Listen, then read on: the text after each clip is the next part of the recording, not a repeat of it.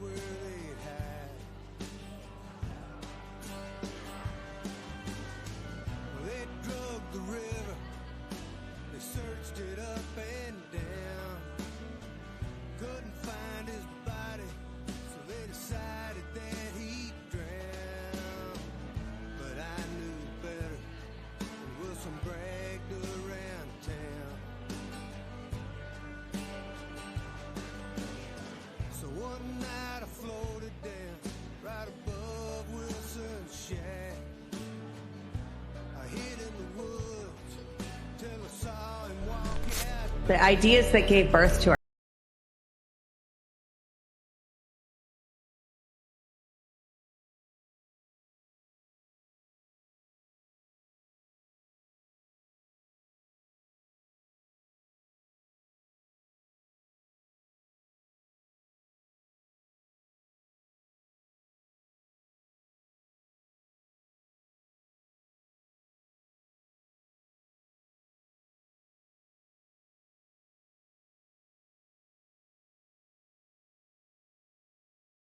Others won't. It's not about being first or being right. The information war is changing. It's about being authentic. Embrace the friction. Embrace the friction. Shut the f*** up. Authentically antagonizing. Join the movement. I'm going to say how I feel. Follow Badlands Media. This is about the future. The Badlands. What are the Badlands? Explain those Badlands. That's a hell of a name.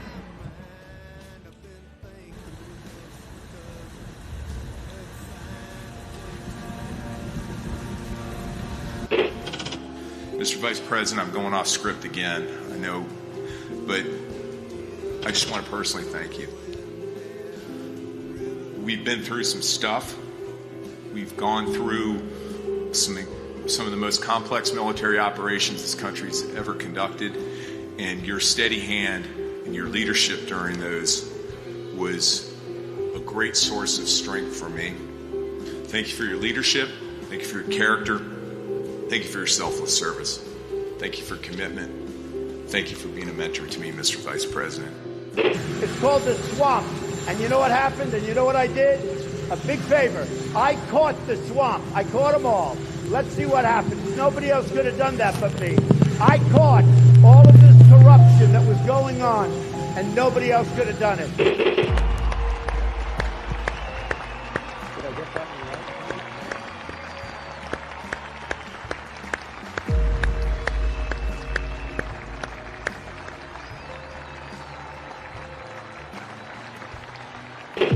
right? Every 4 years, we gather on these steps to carry out the orderly and peaceful transfer of power.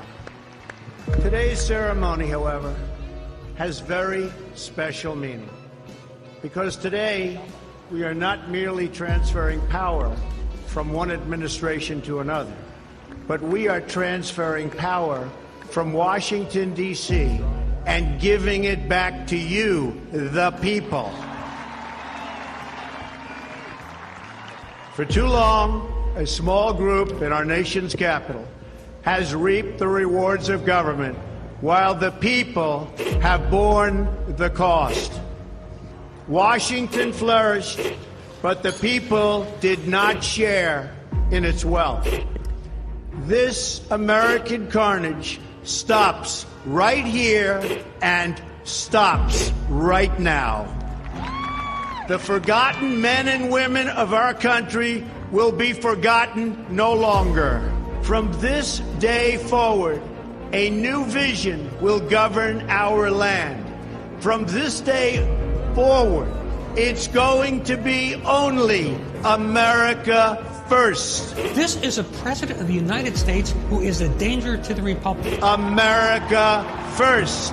He knows he's an illegitimate president. The oath of office I take today is an oath of allegiance to all Americans. The great Trump recovery. America will never be a socialist country. Chris. I will fight for you with every breath in my body. Russia, Russian, pro-Russian, Russian, the Russians. Russia. and I will never, ever let you down. A dangerous virus is spreading rapidly in China, and U.S. officials are very worried that it could come here. This is really the worst attack we've ever had. This is worse than Pearl Harbor. This is worse than the World Trade Center. There's never been an attack like this. The time for empty talk is over. Now arrives the hour of action. What they're doing is using COVID to steal an election. Together, we will make America strong again. You know what it's about? Frauds. Fake ballots. We will make America wealthy again. They are trying to steal the election. Now, under the leadership of President Trump, we are fully realizing President Kennedy's prescient view of Special Operations Forces.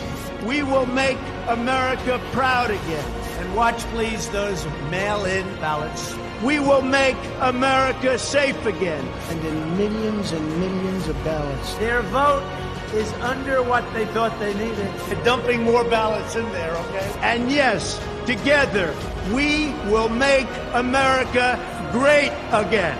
Thank you. God bless you. If we are right about the fraud, Joe Biden can't be president. Congress, the chair declares the joint session resolved.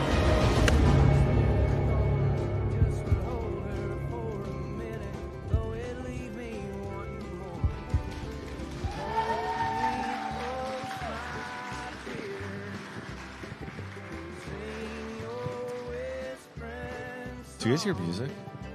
I hear music and that buzzing, that weird high-frequency buzzing sound. Well, good evening, everybody. Welcome to the live in-person Devolution Power Hour, straight from the heart of Deadwood. You guys can do better than that. There. Wow. They did much better. It's like they weren't even trying at first. Yeah, it was a little disappointing. The only person I heard cheering during the intro was Ty. And I wasn't even paying him to do it, so... What's up, Ty? We aren't going to be showing any clips, so we're going to have to talk this whole time. Right. Burning. Yeah. I resent that assumption. But before we start, I have a trophy to give away for the golf tournament. You have shirts to give away. Yeah. Well, Ty has that. Ty has control of those now. You're giving a trophy to yourself for the golf tournament? Well, see, that's the hard part. I was the champion. Defeated CanCon. It's not even as much as me being the champion as it was CanCon being the loser. But I did have a partner who played amazing. Where is he? Where's Snowcat operator? Snowcat, where you at, man? Leah. This is his moment to shine, and he's not even here. Wow. Okay, I guess we'll should hold him in back. contempt. We'll circle back. We are free men, actually. Very recently free men. Yeah, kind of. So the Rumble audience would not know that. Well, if they were GART ticket holders, they would. We had been indicted very recently, and then even more recently unindicted. No, we were always indicted, but we became free. I do get a bone to pick with Caleb, though, because he found us guilty, and I resent that. Well, Caleb played a role in defeating me at pool last night a couple of times, but Ghost was wielding Kabbalah magic and just winging shots. That didn't make any sense. No, not at all, but he kept getting stuff in. So then he's good at pool. Nope. Nobody there would have said. There were 4 men playing pool, and Ghost was assuredly in 4th. But he was Actually, winning. I'd say that other guy was in 4th, Tucker. You're in 3rd. It was the kind of situation where it's like you take a shot and 2 balls go in, and yeah, I mean it's on the other side of the just table. over and over and over and every over time. Again. That's what she said. That's true. Nice. My favorite part about the live GARTs is somehow Ghost always has a mic and just part of the show from off the stage. It's just I've got a question from the chat, but before I do, he's like Conan O'Brien's assistant. Yeah, he just like sits over here. I love it. But we should play pool after this. Oh, tag me if you have questions, guys, in the chat. Yeah, there we go. Okay, now that Snowcat has decided to grace us with his presence, he carried us to a victory. He killed it. If you have a ticket to watch the exclusive live stream, the GART stuff, we did post the first 9 holes of the golf tournament. Ash and I think it was Miss Tamarack Gardens did an amazing job with the coverage. But I have a trophy for you, Snowcat. Get on up here. This is actually made by Hunter of the Tamarack Garden family.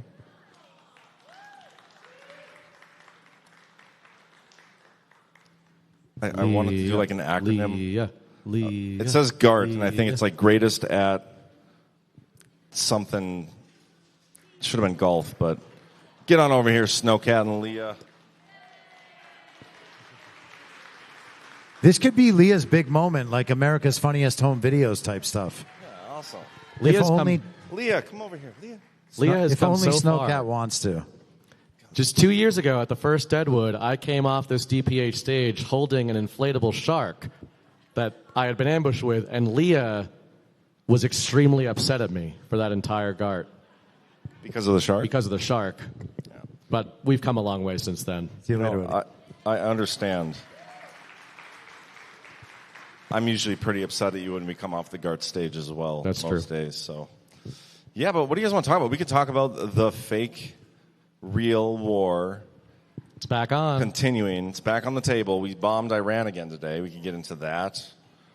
I don't know. I've kind of disconnected from the rest of it, but I did see that today. I just thought that was funny because JD did another press tour this week and was on Bill Maher last night. And so from both directions, we're getting another one of those, like, reversion to the mean, please come back to the uniparty things. You know, it started in the early part of the week with the elections on Tuesday in New York. Man, that feels like it was more than 4 days ago or 5 days ago. But from that big socialist communist step forward from the far left, we had the response being that the Democrat establishment was reaffirming their moderation to everybody and how pro-America and not woke they are, and they're signing all their new little pledges, and they're going to have help from the uniparty right at some point. They're all going to want to come together, and you can see it, you know, as we've talked about for many weeks now. So I think that there's a bunch of signals in that direction. And then JD was out last night going to the show of shows for the uniparty left, and then Trump and Iran just start firing totally real missiles at each other. So what do you think they're doing then? Like, are they subverting JD on purpose? Is that the implication? I mean, I think that they've been subverting JD on purpose since the beginning. At least the optics suggest that. Now, if there's something else going on, that's fine, and I would totally be open to that possibility. But the optics that they seem to be presenting intentionally have been absolutely terrible for him. I wonder how terrible they've been to a lot of people who don't think of things the way a lot of us do in terms of fifth-gen warfare. You know, like even before this week, I think it was last week, that he was in Switzerland negotiating with Iran, but all the reports coming out of there were that the Iranians were not really interested in negotiating with him, and Trump was doing the actual negotiations or the announcements of the result of the negotiations on True Social. And there was a few TV interviews, you know, press pool interviews with JD when he was over there, where he seemed to not know what the negotiations were about several times. You know, you'd have the press pool asking him what he thought about Trump's latest statement while he was there, and he wouldn't really seem to know how to answer. I watched the clip tonight. I didn't watch the whole spot with Bill Maher, but Trump did retruth a short clip of JD on that, and that clip, it's interesting what you talk about, you know, the subversion. That clip is JD talking about the total successful destruction of Iran's nuclear program, while Trump is like, it's back. We're back on. But, you know, Trump's been doing that as well the entire time. I know. I just think it's funny that the conflict sparked up again just a few hours before the peacemaker himself was meant to go present himself as a totally acceptable choice for the center left. I think the most interesting thing to me is Trump's post tonight, which I won't even read it, but it was essentially, you remember when everybody freaked out about the civilization-ending war that Trump threatened like 2 months? I think it was before the last Nashville GART. I believe it was in March. Yeah, civilization will end. He kind of echoed that sentiment again with his most recent post, like, we're going to take them all out again now that we're bombing them again already. The whole thing is just, it doesn't make sense. I just don't know when it's going to end. But it's hilarious. So it's also all this stuff this week is coming after the vote about the War Powers Act thing. And I sent you, actually, I don't know if you saw them, but I saw a couple posts earlier. One was from Ro Khanna, who's the establishment left's emissary to the Marjorie Taylor Greene, Lauren Boebert, Thomas Massie, Tucker Carlson faction, and you could just keep going down the list because it's clear that they've all been aligned to do exactly this. But he said these strikes are a blatant violation of the War Powers Resolution that we passed. Trump must stop this war now, or we will take him to court and compel him to do so. And then Jennifer Griffin, who is like she's the one with the short hair. Yep. Yeah, the Fox News spokesman for war, said, I asked... Spokeswoman for war. Yes, that's right. Sorry to misgender her. I asked a senior defense official why the U.S. has had to go back and restrike these sites that have been hit multiple times since February 28th when the war began. I was told that Iran has reconstituted its air defense and missile systems along the Strait of Hormuz since the U.S. bombing campaign ended on April 7th. That, the source said, is why the U.S. military is now having to restrike areas like Qasem Island, I don't know if that's how you say it, and Sirik, which they had struck in the past. In the meantime, the ceasefire on 7 April, since the ceasefire, Iran has reconstituted. Thus, the targets around the Strait of Hormuz, a senior U.S. defense official tells me, there's a lot that is damaged, a lot, but they moved things around. It's been 10 weeks since the ceasefire was announced. Hold on. So we bombed the same places we bombed previously? Yep, just over and over. Without the targets there? Well, they moved them around. According to a senior defense official. Have you ever played a real-time strategy game like a Warcraft or a StarCraft? Or Age of Empires 2? Age of Empires 2, anybody? You gotta play that. Obviously, if you destroy the enemy's base, but you leave their workers alive, and they're allowed to continue to build up their gold reserves in those then you can enslave them? Well, often they will build a secret base in the woods in those video games, and if you have not traveled with your units into the darkness on the edges of the board of the computer screen, you would not have seen the secret bases that were being constructed. But it sounds like the bases were in the same spot as before. Well, that's cheating. That was during a ceasefire. They weren't supposed to be building their missile stuff back, so that's why Trump's so upset. Well, they reconstituted. Which love that means, word. yeah, well, obliteration goes like pow and then blast, and reconstitution is like the opposite of that. Yeah. This is also confusing. So, he could never have known they were just going to rebuild the stuff, and so rapidly. I know. We did get a Rumble rant from Meerkat, who I think is here.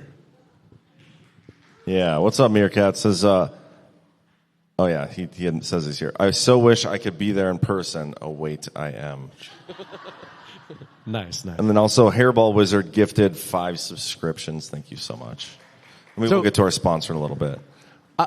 What I would like yours is guys' feedback on is we've acknowledged this pattern, this perpetual pattern of on again, off again Iran war, and what is it doing? I think he wants to keep the national average gas price above $2.40 at least through July 4th, because that's what this is doing. Any chance it had, I think, is done, CanCon. If he's present, but I'm not sure if he's present. But he's back there. He's not yelling at me, so I don't know what that means. He's high.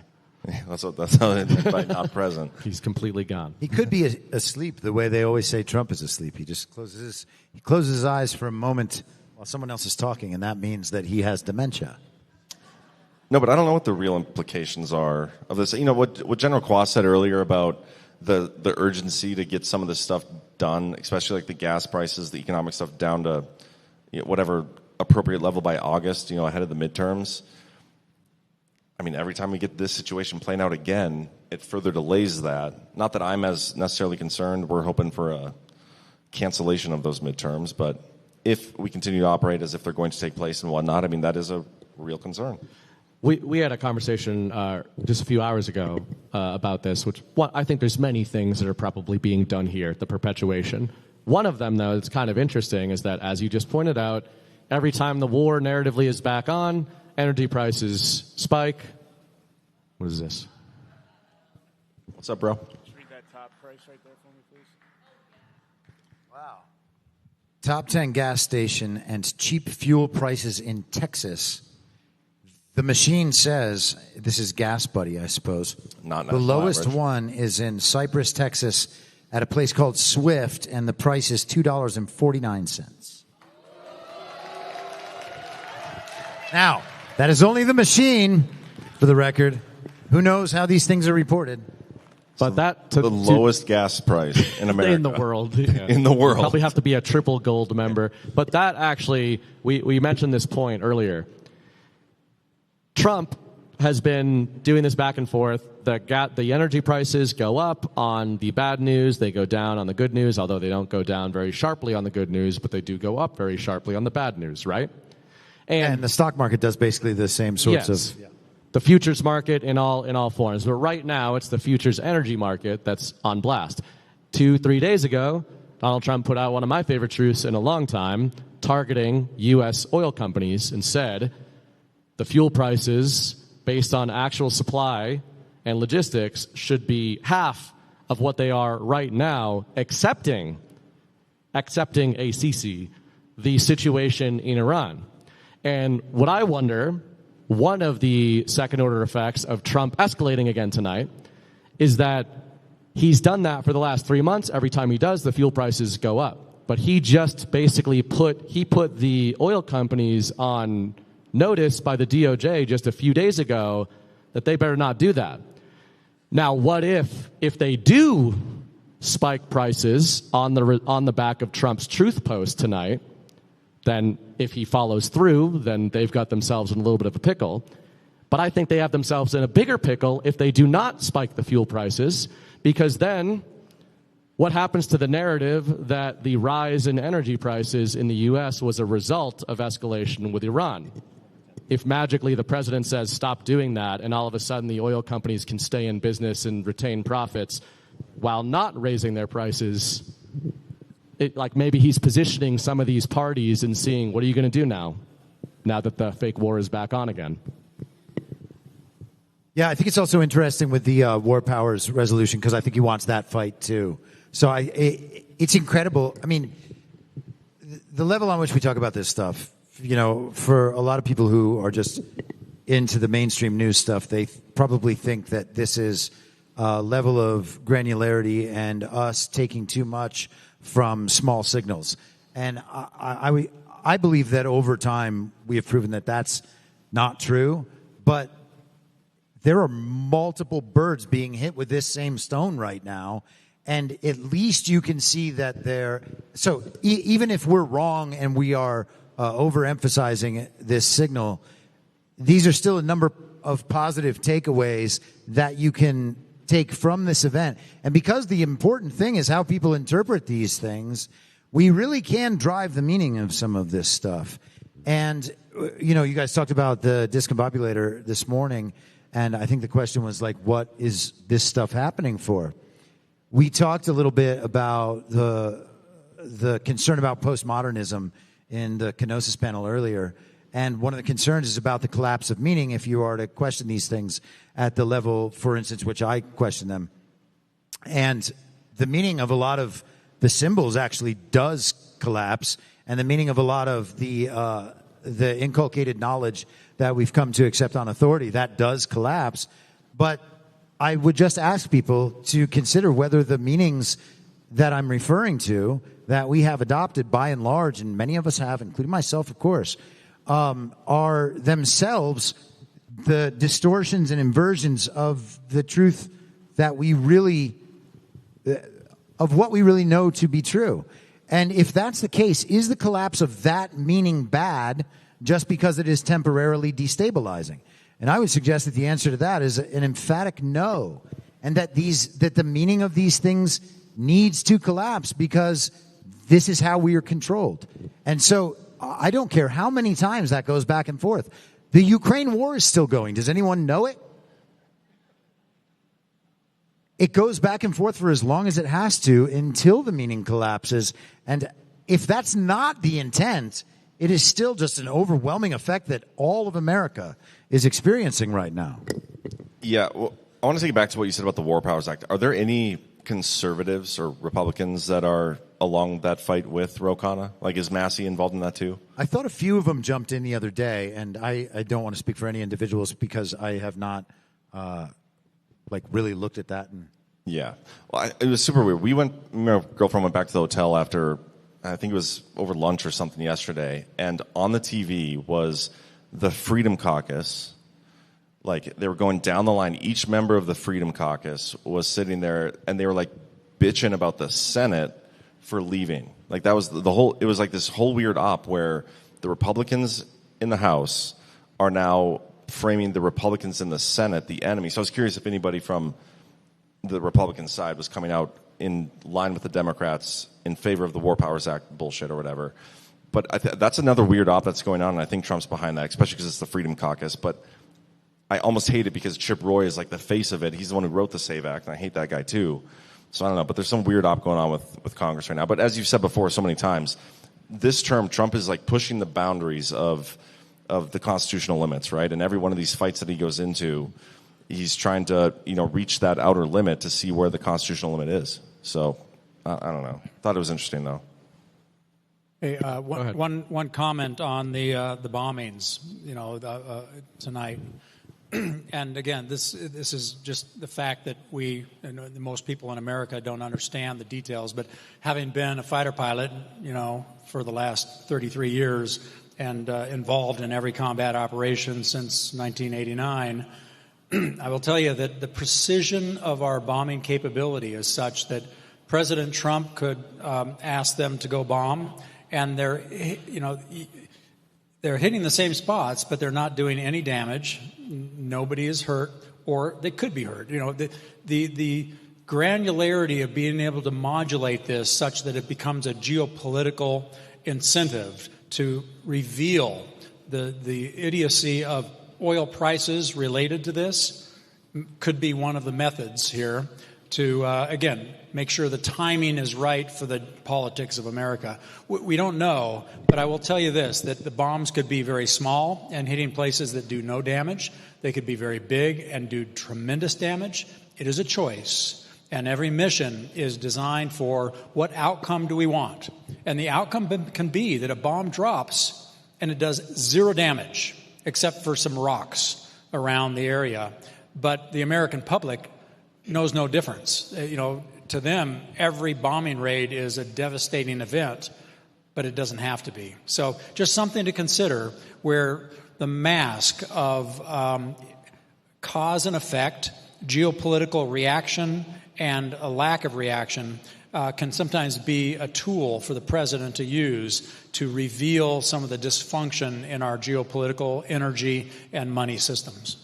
So that makes me think of something. Back when we took out Soleimani, Trump went on TV and acknowledged, they're going to have to hit me back. I know they're going to have to hit me back. Do it.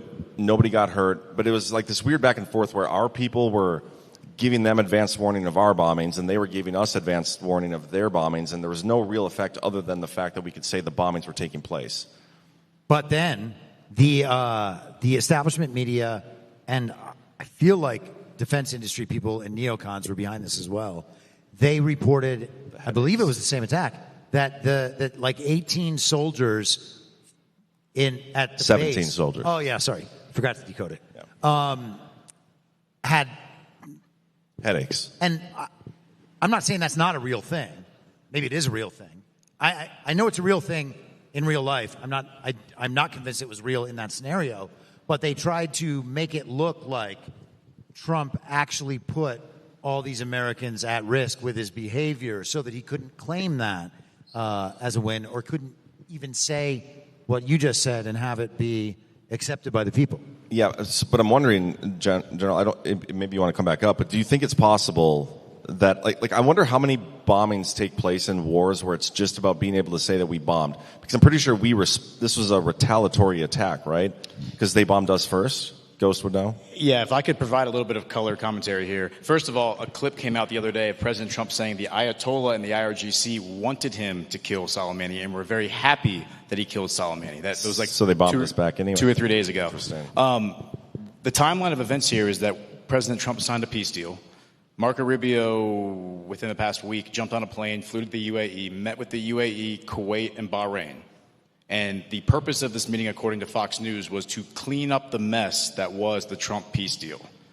I have a formal statement from the IRGC right here that says the 8 locations they bombed were Kuwait and Bahrain, and they said the aggressive enemy here is subversive and a breaker of covenants and a breaker of deals. So basically, Kuwait and Bahrain went to a meeting ostensibly to subvert this peace deal that President Trump signs, and then they get bombed by Iran as punishment. I mean, that's kind of what it looks like, but again. And then Trump has to save face. So what you're describing, that whole situation Trump was talking about of warning them, they were using the concept of face saving. But the funny thing, I wrote about this last year during Midnight Hammer. Trump was educating the American people about the concept of face saving because it's ubiquitous in Iranian culture. I was speaking to the general about this actually in Nashville, which he has direct experience, with some of those fighters over there. Not even against, but with. And the funny thing is, though, Americans don't tend to think about that is going on with Donald Trump, right? So we don't know if what Ghost just said is true or what the IRGC is saying is true. Let's take it as an example right now. Let's say Kuwait and Bahrain were trying to sabotage Donald Trump's peace deal. Iran strikes them.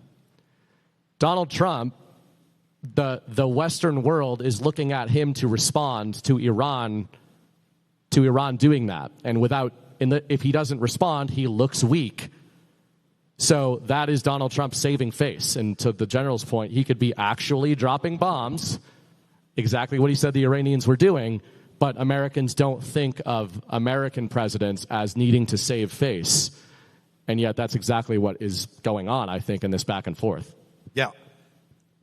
I think that one thing that's kind of crazy about that is that would be only for the purpose, if it's only for the purpose of convincing the public to adopt a certain belief set and express certain things about what's happening or engage in certain behaviors or whatever else, then we are right back to talking about a narrative problem again. And so there's a story being told and an event that is meant to represent the substance of what the story is communicating, but the event itself is not representative of what the story communicates. It is just a symbol of what that story is communicating to ensure us that something definitely did happen, and therefore what's being communicated is true. So then the question becomes, why do we need that story communicated to us? And can we get to the point that we are supposed to reach as a result of hearing that story without them continuing to tell us these stories over and over again because we know they're bullshit? Can we just get past this process through a furthering of our maturity about these situations, or a greater understanding of their meaning in a broader scope of what it means to be alive and conscious and dealing with other people? I don't know why we can't, and maybe this is just me being too hopeful or me missing something, but I don't know why we can't skip the middle step of having the performance and hearing the story. I think that we are all these little nodes of communication and convincing to the people around us and the people who trust us that these are the sorts of things we should not need to have happen in our world to be doing the right things together. So, well, 2 things. One, I can't get over this. Ghost, you said you have an official statement. Like, does Iran email you directly when they put out official statements? Only on the weekends, yes. Okay. So that's number 1. Number 2, though, who would be the target audience of this story? Because I bet if we went downstairs to the tables and the bachelor parties or whatever's going on, we're like, hey, did you hear who bombed who today? Not a single person down there would know that we bombed Iran back. Like, it would be people in here know, people down there don't care, don't know, they're living their life. So who's the target audience if it's not like us. And if that's the case, like, what's wrong with us that we have to keep going through this process like you just described? That part is exactly true, but also I would say people in the future trying to understand the history of this, we are putting down See, this is one of the real tough points, because it is possible to tell a fiction, and this is something Bernie Bright and I talk about a lot. It is possible to tell a fictional story about what's happening in the world that leads the people of the world to understand the greater truth of our nature, right? And so, if you are going to look back on history in 25 years or 50 years or 100 years, especially after everybody who's alive now has died, if you don't have a mainstream recording of the story that brings out the truth, regardless of whether or not that story's true, the people looking at the history are only going to get the establishment's version of the history, and therefore believe a story that only illustrates the world as it is not. Have you ever seen the movie Galaxy Quest? You guys should do that on Story Hour. I think a long time ago. Those aliens, like, they intercept this TV show, and they think it's like what's really happening. So they think these characters on this TV show are actually like fighting aliens and stuff. But it comes up there and it's not true. You guys should totally watch that. But you should do it. Yeah, there's something else going on here, though, that's worth touching on as we have this conversation. And I was talking with the Ghost around this. In my lifetime, we've never had a president that really tapped into the cultural mindset of the people we were trying to influence or bend their will to our will. And when I was a general officer on the Joint Staff that plugged into the interagency, where we would all get together, State Department, Department of War, back then Department of Defense, all the agencies to provide advice on policy that would go to the deputy level and then to the president. And there was never anybody in the room that had culturally grown up in the country we were proposing a policy for. And so we were putting an American lens on a policy that almost always backfired. And having grown up in a different culture and then come to America, for me, it was one of these travesties where you can't understand that culture unless you grew up there. It's not enough to go to school and say I'm a China expert or I'm an Iranian expert. You have to live there and grow up in that paradigm to really understand the deep internal incentive structures. This president is different. President Trump is different. And what he does is he finds somebody that has grown up there, that he trusts, that is an American, and then when he gets this bullshit advice from his interagency, all the executive branch, and he asks his trusted friend who grew up in Iran, what do you think of this policy? And they're like, that's bullshit. The Iranians will not respect you. They will not negotiate with you. And Americans can't understand it. I mean, the difference is like a chasm between cultures. This president actually operates on that level. So when we watch a bombing run like this, it is not us that is the audience. It is the people he is trying to use leverage to bend their will to the American first will. And oftentimes it may be a bombing run where the Iranian leadership respects it, but it does no damage. And then they're willing to negotiate the next round.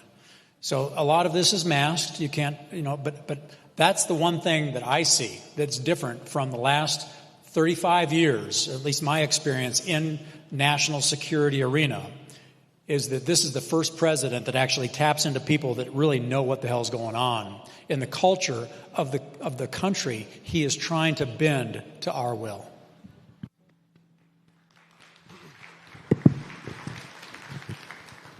I think that the idea of bending the adversary to President Trump's will is really important. And, I love Steve Bannon. I've said that a million times. I think that Steve Bannon is essentially speaking directly to the adversary every single day when he's on television, and then he's presenting the other voices in the crowd so that everybody can hear so that all of the people, the adversary in full, can hear all of the messages that are being communicated to America so that he can then say, hey, look, we've presented all these views, And you can see that they agree with me and they agree with President Trump. And he's been that way about the elections and a million other things. And people get mad because he has this or that guest on, or he gets in trouble with the law, or whatever it might be. But he is always consistently speaking to the adversary, I think. And I think that the whole war in general, and I think even if you take it to a deeper level where you're talking about souls turning toward God and toward Jesus Christ, then what we have is a battle over collective belief. And if that is the goal, then convincing people at large is the goal. And so how do you do that? And if you are telling the adversary, hey, I hear the story you're trying to tell.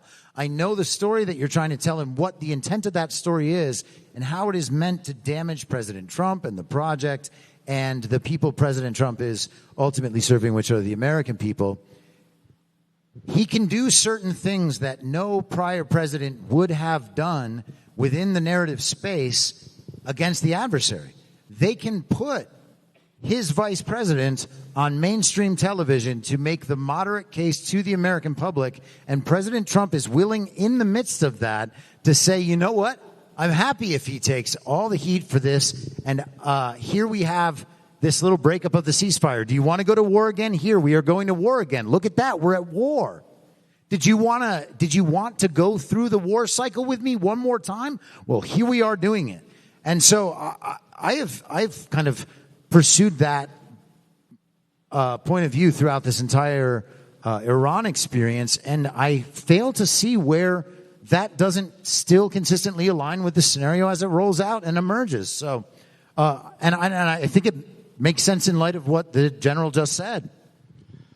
Another angle on what the general just said, obviously I write a lot about the sovereign alliance idea, and I also write about narrative. And one of the words I use a lot, which is, best encapsulated in Christopher Nolan's Inception that we've done on Story Hour, is the idea of catharsis. Combining that with what we just talked about with face saving, and combining it with what the general was just talking about with some of these other cultures, I always think about projected end states. I agree with everything Chris just said about the enemy and who's being communicated with. From a sovereign alliance perspective, for the sake of argument, let's say the sovereign alliance is real, that there is a group of sovereign-minded nationalist nations that we are not traditionally aligned with, we being the West, that are working with Donald Trump against the collectivist, globalist West, NATO, Canada, Australia, etc., even Japan, before our girl got in there. It's very difficult to argue against that at this point. But what is their projected end state? The term that Xi Jinping came up with and that Vladimir Putin echoes, and now Donald Trump echoes for the first time in 2026, is what I've been writing about all year, the multipolar world.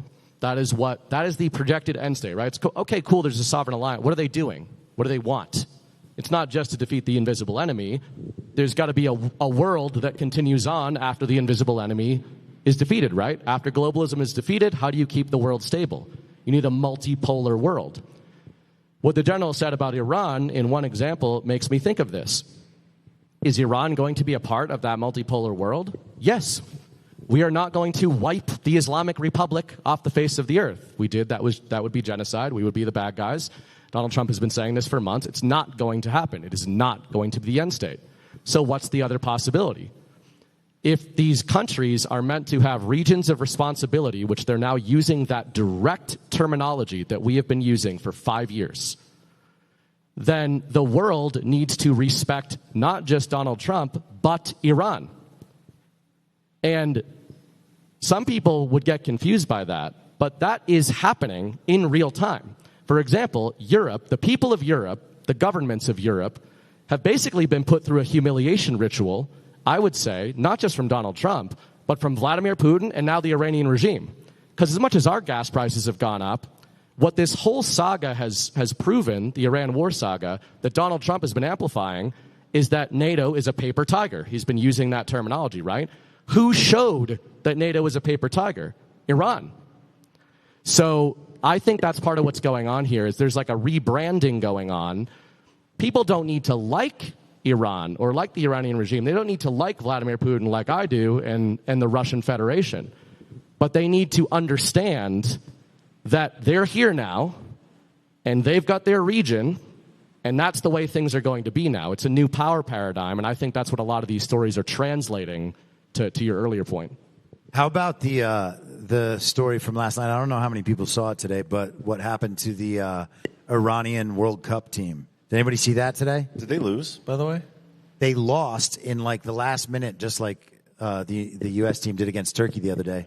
But they lost because, or I guess maybe it was a draw. They had a didn't draw have and points. they didn't move through to the knockout round because because their goal scorer was called offside because the goalie was actually behind. It was a very, very strange, and they might have gotten the call correct, but it was like an insane call that only happened because the machine was operating. But the internet was feeling bad for the Iranian World Cup team today.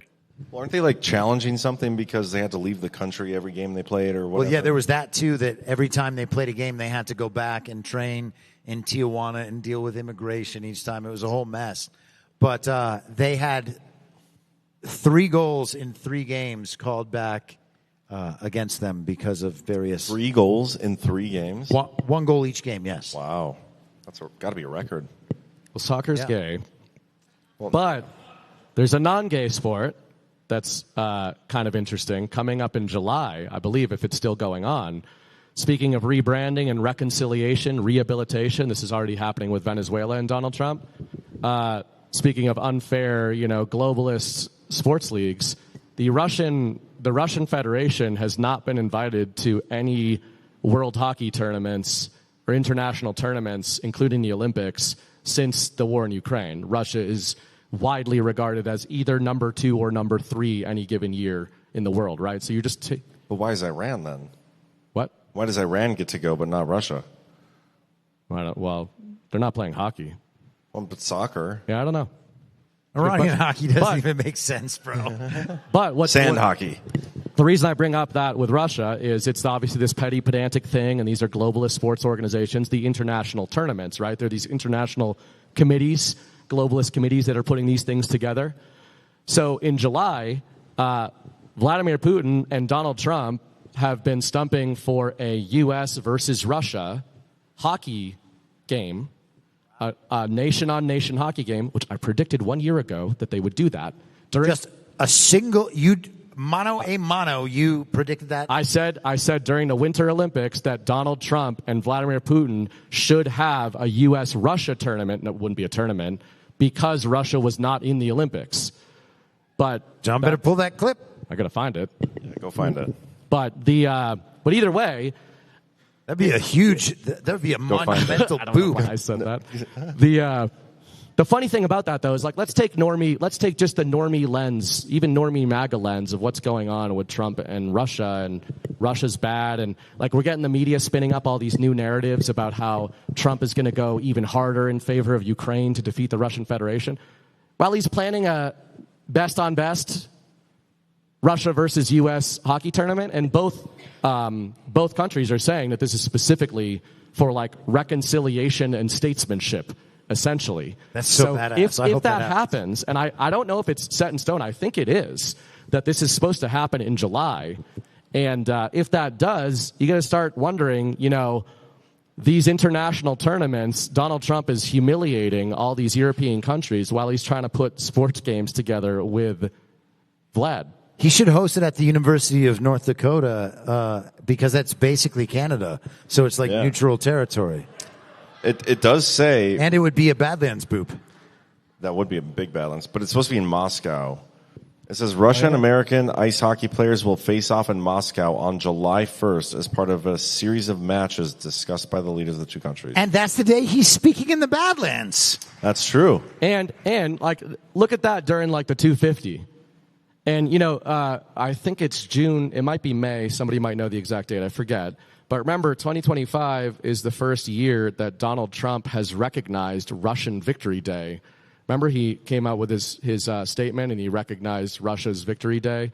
So, to me, I see this as a lot of... Actually, what Chris just said in the last little segment there about sort of how the narrative is going to look to people in the future This is kind of that from a reconciliation perspective, where you could be reading about this tension, this long tension between the U.S. and the Russian Federation. You see these moments that are kind of being cemented into the public narrative, like Donald Trump recognizing Russian Victory Day. He put out that great statement in 2025. He repeated it this year, and I forget if that's May or June, but he repeated it this year and said, we are long friends, and we triumphed over the ultimate enemy. I don't know if he used the term invisible enemy. And now he's putting together, hockey tournaments in Moscow during the America 250 celebration. It's just, I think there's more there than just some sports ball. I'm curious to see who we send, because... Is it best on best? Does it say best on best or no? No, it's like Alexander Ovechkin will play, but it's going to be a mix of pro and amateur players from the U.S. Well, Putin if Ovechkin's playing, that's the best player in the world. So that's not actually true. Just for the record, everybody. He's very. Have you not seen Putin play? Putin is by far. I think Putin scored like 12 goals in one game or something like that. We do have a question. A small one, but yes, we do. It is a very small one. BB was just talking about the anniversary 250, and it kind of made me think about some conversations I was having with Claire Cat the other day, and we were talking about retrospective looks back, and Wednesday is your 5-year anniversary from your first article. Oh shit! So, have you given any thought to the things you've gotten right, the things you've gotten wrong? I haven't been wrong yet. Yeah. That's the Trump. That's Trump in the Badlands day. That is a major boop. We had a multi-level We need a here. secondary boop on top of that from Donnie in the Badlands. I didn't even realize if you that, kept the center of the boop like a middle and you made it like a sphere, and then you had all like the directional boops coming out of it, it would look like the COVID virus. or a tire, a spoke of a tire. Yeah. Well, yeah, that too. Cool. But COVID sounds cool. Anyway, sorry. No, to interrupt. but what are some of your favorite memories on DPH other than DPH Live? Because that is the best, honestly. I mean, that's the reason why everybody comes to GART. Which lawsuit is your favorite? Yeah. I should tell the story at some point, but what I told you guys over lunch. Not yet, no. Oh, yeah, we'll get there. But man, that's a great question. I haven't really taken the time to sit back and think about that stuff. I love these live DPHs. I love these GART conferences, getting together with everybody. I can't believe it's been 5 years. That's nuts. Crazy. That's wild. Thank you, Ty, for bringing that up. Your daughter was 2 years old when we started, and I had not yet procreated. You had not yet had sex either, probably. Yeah, well, they're one and the same, right? That's the only time you do it, isn't it? Actually, my daughter would have been one. She's 6 now, right? Well, I didn't know you at that time. But yeah, at that time she was. I meant when Badlands really started. Thanks, Bernie. When I came onto DPH? Yeah. I think I brought you on first. I think I was on Chris's podcast. Technically, that's true. Was I on your podcast before DPH? No. Yes. No. I think I was. Yeah. I think he was on my podcast first. before Badlands started. Before Badlands started, but I was on DPH before Badlands started too. But I can't remember. Did he email you too? Hey, bro, please read my stuff? No. No, I think it was all that middle phase, between when Devolution came out and when Badlands actually started. Yes. Yeah. It was 3 or 4 months in that meantime. There was cause you were on multiple times, and so was he. No, there was a year and 3 months. July of 2021. Yeah. To 2022. October 2022. Yeah. But you were both on the shows before. Yeah. Well before. You were one of the first ones I had on. That's true, because I was at the Cyber Symposium. Yes. You were at the Cyber Symposium? Yeah, and so was... You don't even know that's him. Where I met CanCon at the hotel bar, and I don't even... Ash, did we even meet? Yeah, we didn't. Well, she was part of the Pillow Kingdom at that time. The Pillow Kingdom. The Pillow Kingdom. Ash was part of the op at Well, we were all part of the Pillow Kingdom up there. She was a Sith. Promo code Badlands, mypillow.com. I didn't trust Ash, true story, for 2 years at Badlands. You don't trust anybody. That's true. Lindell is running for governor of Minnesota, isn't he? Yes. I mean, that's... I love Lindell because he can capture attention all the time, much like Donald Trump. I actually wrote an article arguing this in 2021 that Trump and Lindell both had voices that were so off-putting that you had to actually listen to them intentionally And because you did that, you could actually, they could actually capture your attention better than a lot of people who were much more polished in their speaking and mannerisms than him. Did I tell you about the Polish woman I sat with on the plane that was a big Trump fan? You did tell me about her, but what? She specifically said, I hate the Yes. way he talks, Yes. but I love what he says. Yeah. Didn't Yeah, Dominion she was based. just drop like their $6 trillion lawsuit against Mike Lindell? 1.3 days billion, ago? yeah. What does And- that mean? Man, Lindell, like, that loop is not closed yet. And that's None been of them a are long closed. time. What? Nothing's closed. There's That's no true. loop that's also closed. true. Okay, Chris, the first time I interviewed you was on Conservative Daily. Wow, Exactly. that's So- true, yeah. Hence Yeah. what I just said. I don't trust anybody. I'm not getting sued yet. Well, I didn't enter the Pillow Kingdom until November of that year, but no, we didn't meet at the Cyber Symposium. We were both there, though. Is that no questions? That's all you got? Something about yourself, Ash? She was answering my question. I was I got correcting your back, the Ash. record. she was Ash, when did we meet? Except when you're beating down CanCon, and then I don't have your back. How did Ash get here? we That's the real question. You called me. Oh, yeah. We met My for fault. the first time at Coco. That's also where I met you, right? There was a lot of ops going on at Coco. What? Some are still happening. He asked when we met. We met on the phone when he called. It's Can't not Talk all feels about you, abused Brian. again. So selfish, Brian. Yeah, I actually remember that phone call when John called me and said he was putting a team together like Samuel L. Jackson. Or like Avengers. MacGruber. I have all the calls recorded if you guys Really? want to listen to them. No, I'm just kidding. Or am I? Mine's probably like 45 minutes long. Yeah, I didn't get a word in. Yeah, but it was so funny because it was just like, hey, I think I'm just going to do this thing, start a company. What do you think? Do you want to be in it? I was like, I guess. In a lot more words, but that's how planned out it was. Yeah. I told John, I was like, I'll do it, but you're never, ever, ever allowed to tell me what to say. And he never has. Yeah. And it's so crazy because the people who hate John are like, he like won't let them talk about certain things. We talk about anything. No, there I mean, are people they tell- out there who don't talk about a lot of things. They actually get mad more often because he doesn't tell us to stop talking about things. That's true.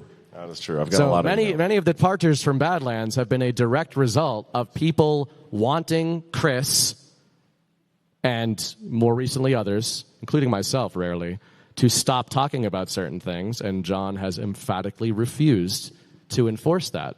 And yes, that is something that has happened within Badlands every single time. Every single time. Okay, I remember my question.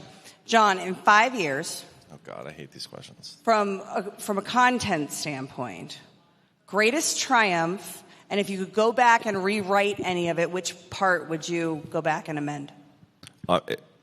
The amendments would be personnel amendments, probably not content amendments.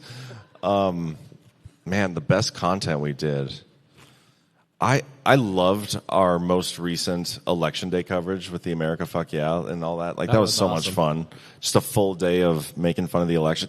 We called that election before and better than anybody else, I'm pretty sure. That was a lot of fun. Those are like the all day type coverage stuff. Those are a blast. The Kevin McCarthy speaker election was also a good time. That was great. Those were great. The Kerry Lake trial stuff we used to do with Brian. Those were fun. Yeah. We should do like a That's retrospective. back when it all seemed so real. Yeah. Let's cover Congress every day. And that could have been, we could have had fun doing that. We were like a week into it, and we're like, man, this sucks. Let's stop doing this. John and I talked about that. We're going to be like, this is going to change the game.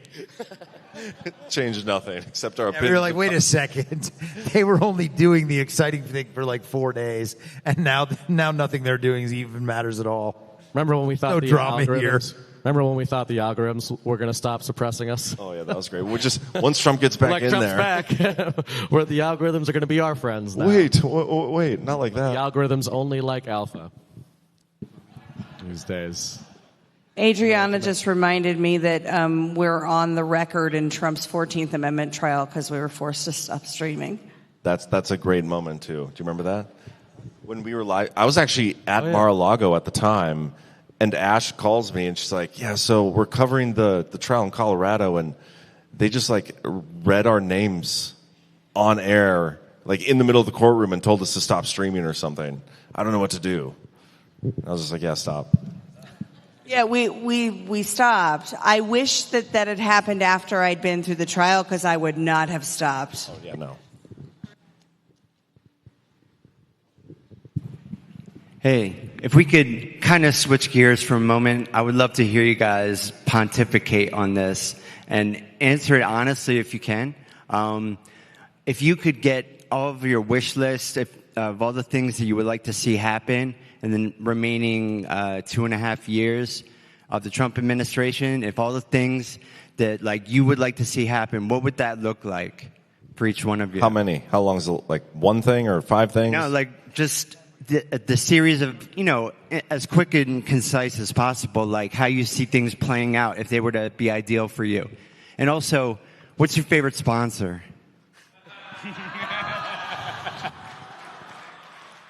How much money you got, Rise Attire? We got such great sponsors. You can't put me on the spot like that, man. But Rise Attire's awesome. I mean, most people have checked out those designs, but you need to. And have you seen their new one? The Sovereign Alliance design is the best design, in my opinion. But they do have a new one coming related to me, and that is War of Stories type of stuff. I meant to tell you we're going to cancel that order. We don't want to do that one anymore. If everything could happen the way I wanted to in the next 5 years, I mean, it's the stuff we talk about every damn day. It's like, okay, they're going to expose the election fraud. They're going to put a bunch of people in jail for stealing elections. They're going to delegitimize all of Congress. Maybe cancel the midterms. That'd be a good start, too. There'd be so many people going to jail, like, I don't know, it's a lot of justice and accountability stuff. That's a start. What about Kim Jong-un and Putin coming to the White House? That'd be cool. Well, similar to that, my ultimate, the Ayatollah as well, the gay one, the fake and gay one, who we were told by the New York Times, when he does resurface, will neither look nor sound like he used to. They put that in remember I was doing that on my show a few months ago? They're very confident, and they said because of the damage he has sustained, he will not look or sound like he used to look when you see him again. So they know that Trump is wheeling out a fake and gay Ayatollah at some point. Chris, I sent you what the new Ayatollah is going to look like if you.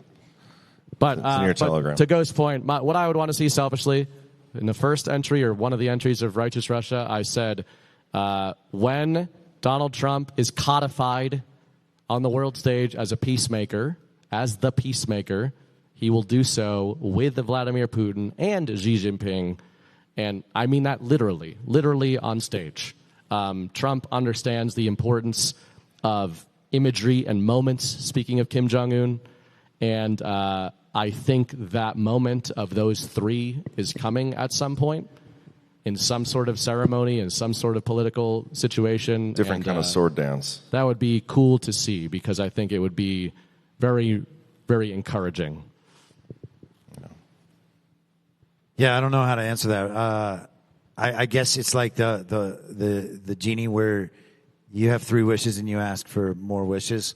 I would just ask for Trump to just keep being the guy that he is until everybody gets to the point where they realize what's going on. And he is that guy, though, already. I feel like that's true, yes. And so I'm totally comfortable with that, but I want everybody else to be comfortable with it as well, that we are already post-constitutional and maybe be retro-constitutional, and Trump moves us back in that direction. But I think canceling the elections would be a big one. That would be awesome because people would finally then and it would be even funnier if the side that really, really loves elections begged for them to be canceled because they knew that they were going to go so poorly. I think that might actually get people to relinquish their statism to a degree sufficient to move us to the next stage. Man, that would melt some brains, though. Like if they cancel the elections, what they've done in Ukraine. Which they have, yeah. And they've done it all over the place. And that's the sort of thing where people can have a real reckoning with what we're actually dealing with. And both sides would have the same reckoning at once. And I believe that the adversary would probably try to spark up violence in the way it always does by having trauma incidents around the country, which people would people would call terrorism if it was happening in the Middle East. But here it's just like, oh, whoops, why did this guy kill everybody? That sort of thing would happen, like isolated kinetic attacks probably, which I think have happened on our soil a million times, but we're not mature enough to hear those stories.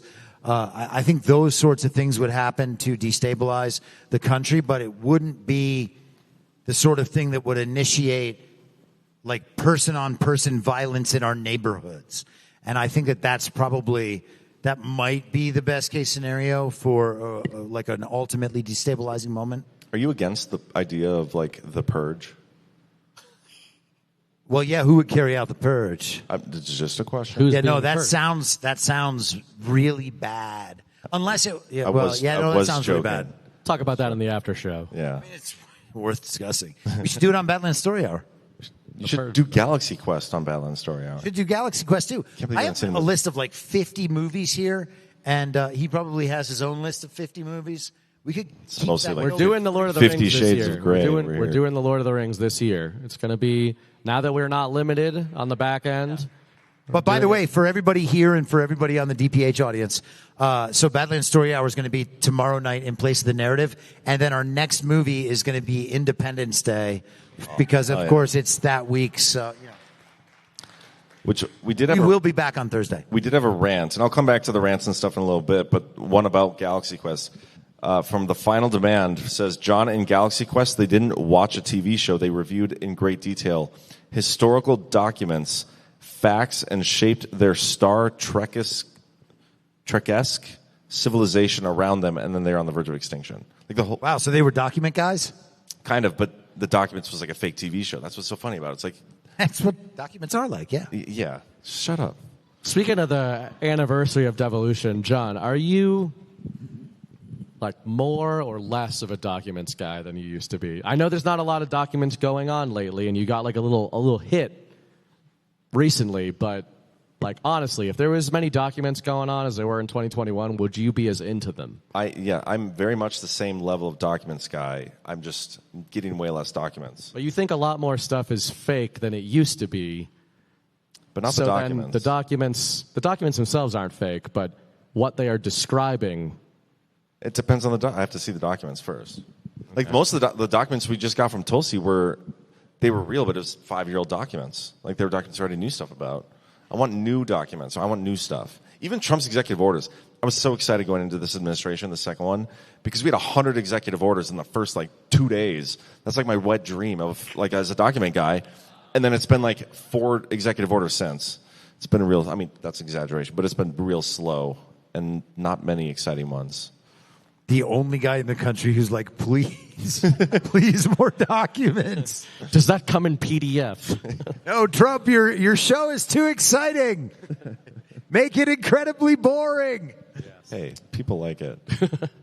But right, did you get? Hold on. I have a few questions from the chat. They're getting a little restless because I won't get up here and ask the questions. Mrs. Bright wants to know how to make it old-fashioned. Many people have asked the same question. Why is the panel gay? That's been asked many times. It's fair. Then we have a question for Chris. Does he think the financial collapse, good reset, is the only way to get the required numbers to bring about change? What collapse? The financial collapse. Well, I hope that's not true. But you look at, so I've always thought since, 2020, 2021, that the thing that's happening is coming for everyone. And it's amazing that so many people avoided the thing in 2020, because that whole thing kind of was coming for everyone. And a bunch of my peers, and I'm sure a bunch of people that you all know, had the sorts of jobs and the sorts of lifestyles where things didn't really change that much. They just worked from home, and all of a sudden life became this great vacation. And if they were upset at the way the local community was handling the COVID restrictions, they just flew to a different part of the world where they didn't have to deal with that. And they kind of, sparked up their political attitudes again as the vaccine thing kind of tapered off. And they got high and mighty about the Ukraine war. They got high and mighty about the paragliding go-kart incident.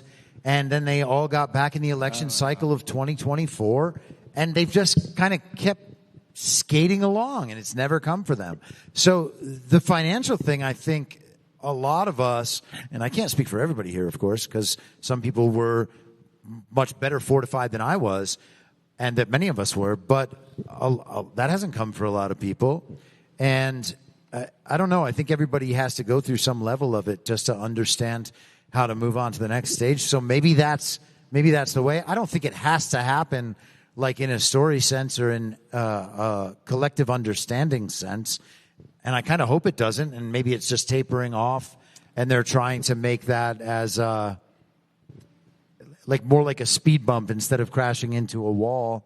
And so I can hope that, because I hope good things for people, even if they've kind of slept their way through the whole thing. So I don't know. Okay, enough of that drivel and droning. The important question: go into the fridge, get 2 Luxardo cherries with some extra juice, put it into the glass. You can text her how to make it. I'm out of makers.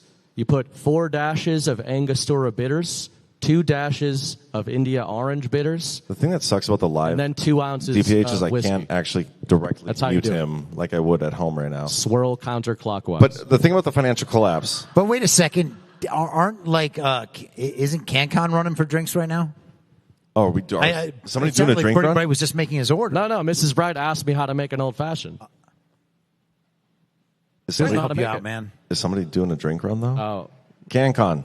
That was my bad. Now I'm embarrassed. I just heard that they lost a bet to Ash. CanCon, I have an unrelated question, if you don't mind coming up here for a minute. The thing about the financial collapse, though, at this point, like if you would have told me when Biden was in office that we were heading towards one, I would have been like, yes, makes sense. But now that Trump's back in, it doesn't seem to make as much sense, at least right now, unless it happens real soon. Because also, unless he can get it to be blamed 100% on anybody else, the adversary. Yeah, yes, which he would do. Like JD Vance. He would even allow himself to be blamed for it for like 3 or 4 weeks, maybe, and then everybody would realize, yeah. We can't say this. Trump. We did get Nobody's a question believe about that. Why don't y'all like JD? Because he's going to crash the economy. That's mainly why. I'll answer your question with a question. Why do you? It's a good question. He didn't respond, so clearly didn't have a good answer for that. Ghost, keep going. Well, unless there's no interest, I have more rants. There are questions. I just don't know if they're questions you want me to ask. But people asking about White House press passes. When is that happening? We've tried. Never. We've hit a wall, and then we stopped trying. That Ash, might where be a are we on reverse that? indicator. Like, that's not necessarily, in the current climate, something to be upset about. We're on like a State Department email list or something, I think. I think we're probably on a lot of lists. You're thinking of the terror watch list. Yes. No, I'm serious. I'm pretty sure Ash got us on like a State Department daily briefing something. That whole alternative media room thing is happening in the establishment layer of the administration. I forgot about that. Like the new media seat? Yeah. Do they still do not that? anything. They made a big deal about that. Remember when they were all saying the most transparent administration in history? That was the red binders. I remember talking shit about that and people not liking me talking shit about it. They stopped doing State Department briefings in July of 2025 when they fired Tammy Bruce. So that stopped being a thing. When they fired the TV character from Fox News. Correct. Yeah. They still have like 40 of those to go. Did you guys hear Zach earlier today? Is Zach in here? He said I was riding Pam. I still haven't gotten over that. Zach's performance was fantastic. Can we get a round of applause for Zach's performance? Like improvisational comedy. He was doing accents. That was fantastic. I love Zach. He's so good. And also kudos to Jonathan Drake and to Ash for coming up with such a cool concept. Yeah, we're going to have to do that again. The hard part is those, like, our audience is so good that they're never like going to convict us, you know? Yeah, almost everybody overperformed. Yeah, except Caleb. And that Canadian guy. And the Canadian, which I'm surprised. How was he on the jury in the first place? What was that? What? All right. Wow. That's how I got mine, too. That's corrupt as fuck. Yeah, I literally did pick like 4 of the people to be on the jury. Mo Benson, guys. She did some bribing, though, to get on there. We She's snuck already Drake. in a political game, so she's gaining experience on. She's like, I'll give you a whole thing of honey to get me on that jury. That's literally a honey pot, John. That's true. But we settled for just one candy. All it took was one little piece of honey candy in John Drake's front pocket last night, and he's like, okay. And he did it. I was ready to motion to question the legitimacy of the court. That wouldn't have probably stood. I don't know.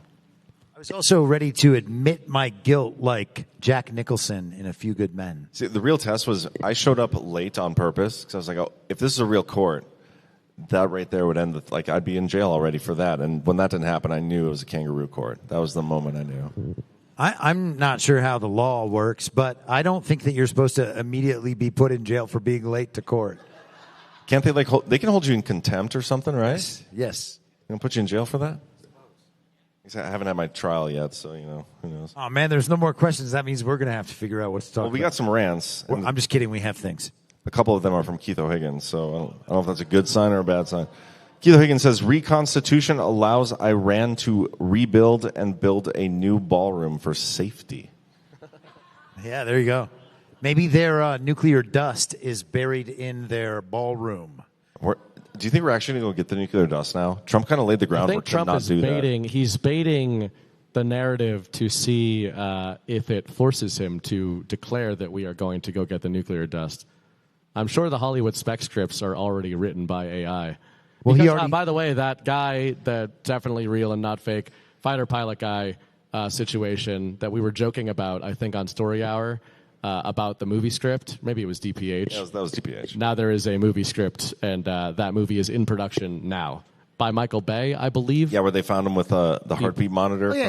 Oh, and he just a few days ago on an interview with CNN claimed that he saw Iranian drones that seemed like alien drones flying to hunt for him in jellyfish formations. So he's spoiling key reveals in Michael Bay's upcoming film about his experiences. Yeah, if you want people to stop believing in shit and just believe in the story real quick, you tell them a ridiculous story in the news and then present them a totally convincing story in the movie theater. Yeah, and you can say this movie is based on the news about this situation. Or we could begin doing that with soft disclosure commercials. Speaking of which, we should... The soft disclosure commercials are the actual disclosure project we have all been waiting for. Soft skin is the real secret. We'll play it in a second. We do have... where's Justin? It's going to be Zach traveling back in time and telling us that, hey guys, there's not really a pandemic. The pandemic is on TV. Jessica, we have Luv Litters tonight as a sponsor, right? Just want to confirm. What? Yes? Is that a yes? Okay. Chris, do you have the Luv Litters, the cute video with the cats? What? I can't hear. Yes. Ready. Can we do that? And then we'll do the new soft disclosure ad after that, since Burning Bright was not here for the last panel and did not see it. And then we have the raffle. And what's that? And okay. How many prizes do we have, by the way?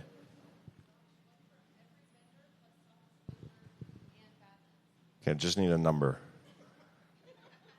So that's what we'll do. This is the order of operations. We'll do Luv Litters, soft disclosure, raffle, and then we're just going to goof around. We got to talk about the commies. We do have a flurry of questions that have just come in on the chat. So okay, and then flurry of questions. 8. Okay, sounds good. Well, let's start with Luv Litters. Oh, there's the cute cat. Tired of heavy, dusty, smelly cat litter that tracks everywhere and fills your house with odor? Discover Luv Litters, the long-lasting wood-based litter made from pure kiln-dried wood with no chemicals or additives. It's eco-friendly, repurposing wood that would otherwise go to the landfill. Here's why it's so great. It completely neutralizes that cat urine odor. You just scoop the solids daily, flush them, and the urine simply evaporates with zero smell. A single 45-pound box can last one cat 6 to 9 months when used at about an inch deep. It turns into fine sawdust over time, so there's minimal tracking and less mess to clean. And if you have birds, Luv Litters is aggressively absorbent. It dries droppings instantly to prevent mold and dissolves harmlessly if your bird nibbles at it. Plus, it works wonderfully for ferrets, rabbits, reptiles, and more. Customers who switched from clay litters say they'll never go back, loving the fresh pine scent, ease of use, and how clean their homes stay. Ready to kick the clay habit for good? Head to badlandsmedia.tv/litter for free shipping and try Luv Litters. Your pets and your nose will thank you. That's badlandsmedia.tv/litter. And they're also on episode 7 of America First Stories. Did you guys really make Cam deliver the drinks? Yes, massa. Yeah. We love you, Cam. Yeah. But all right, the new soft disclosure, which, by the way, is Green Star in here? Where's Green Star at? That man deserves a standing ovation, man. You are a genius. Sir. Hell yeah. Is the baby in here? Is the baby in here? No. Baby is sleeping. Oh, that gave me the fever. I got to get going. Okay, stop talking about your sex life, bro. Can we spicy meatball? Can we play the new soft disclosure video, courtesy of Green Star? Incoming call. Connection established. Ready to proceed. Hey, Bri, this is ZP. I'm on my way. Okay, where are you taking me? Back to the 70s.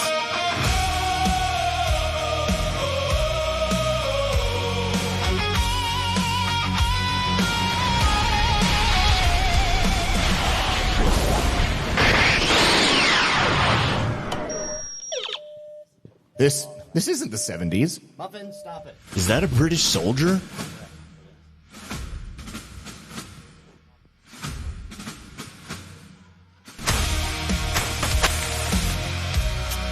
Oh no! My face! It's so soft! What is this?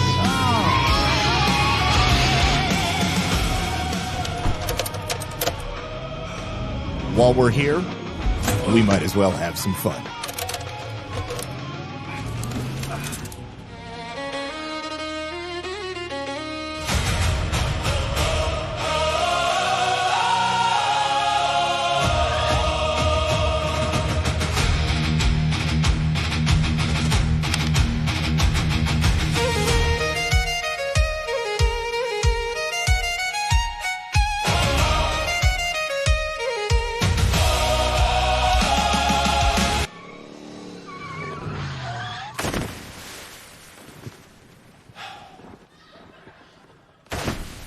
What do you think you're doing?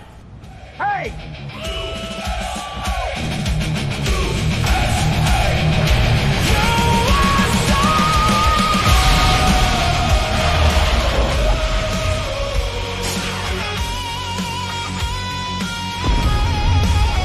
Ouchies!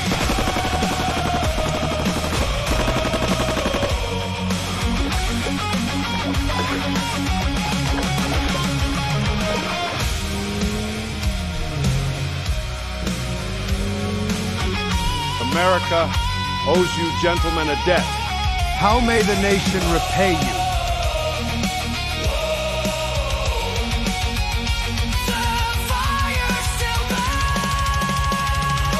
Flame of revolution, let the old world hear us roar. Freedom rides on every heartbeat, marching louder than before. From the Delaware to tomorrow, soft disclosure fans the flame. For the hands that built this nation, they know cracked hands.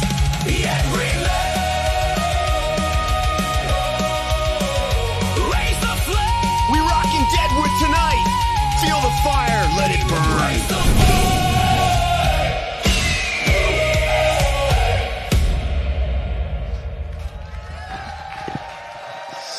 So good.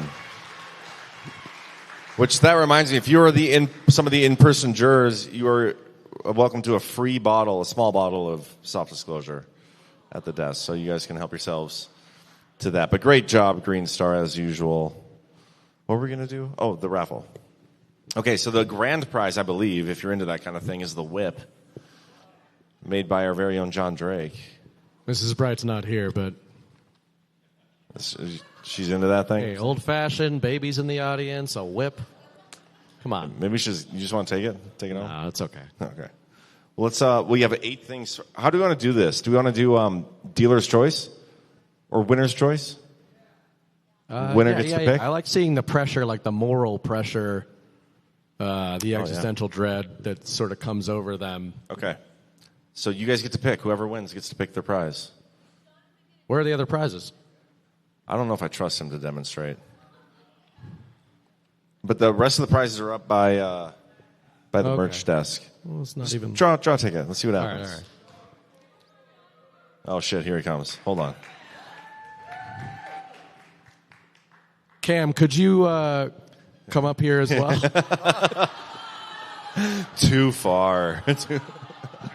Should I leave or should I stay? Too soon?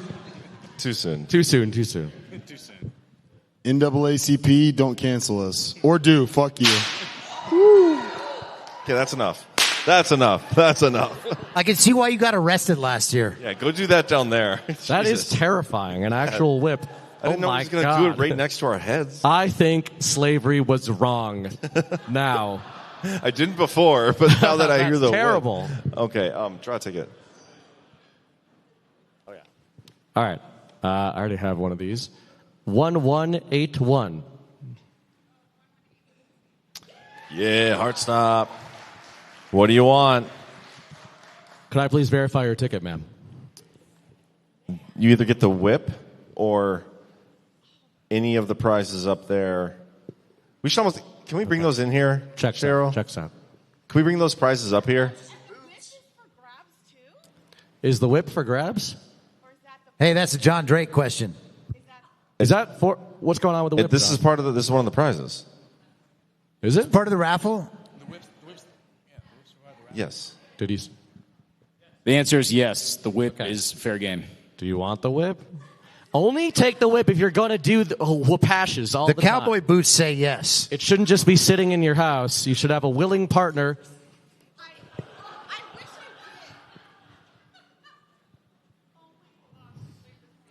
I feel like you need to be taller to have that whip. But wait, there's more. What else?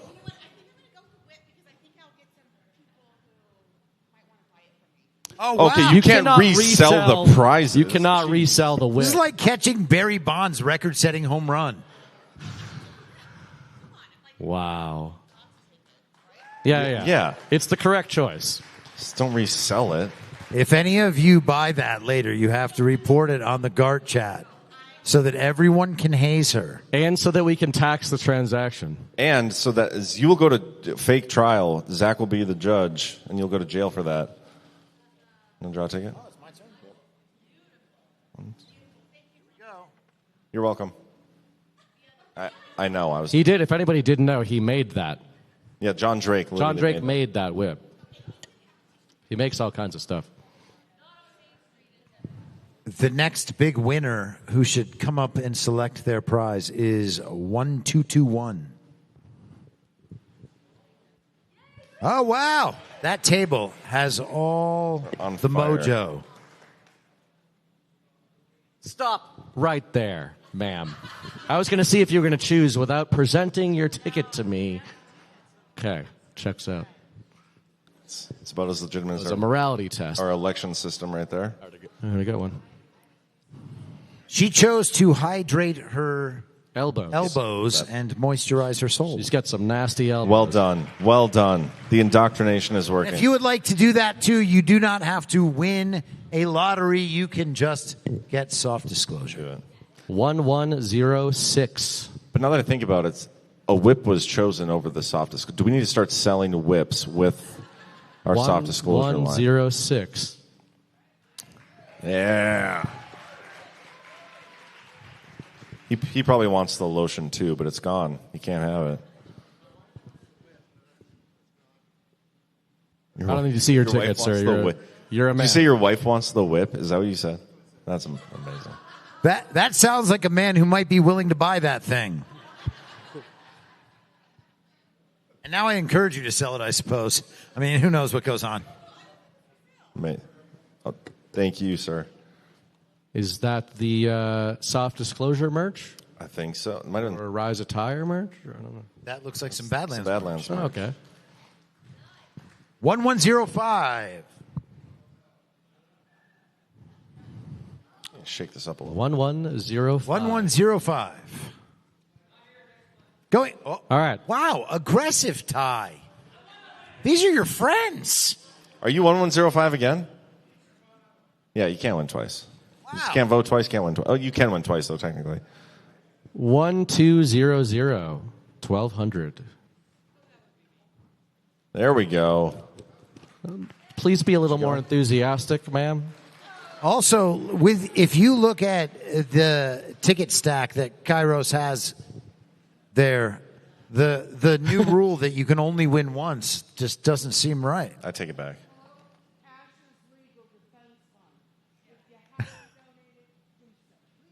Agreed. Okay. Agreed. Thank you. Thank you. Yeah, the man. proceeds are going to Ash's legal fund. Did you already draw? Is there anybody left at Badlands who has not been sued? We've got two. CanCon, Fake are you suit, sure, I mean. CanCon? The shrooms. Going for the shrooms. Are those G-Money shrooms or? Where did we get shrooms? No, those are Jordan Sather shrooms. Oh, those are serious. Conscious strength. Got Wait, two, is it my turn or three, yours? Yes, It's one, my two, turn. three, Your four, turn. 5 prizes left. Wait, she was 1105, wasn't she? No, Is no, your- no. She was 1200. Oh. It's Europe. 1171.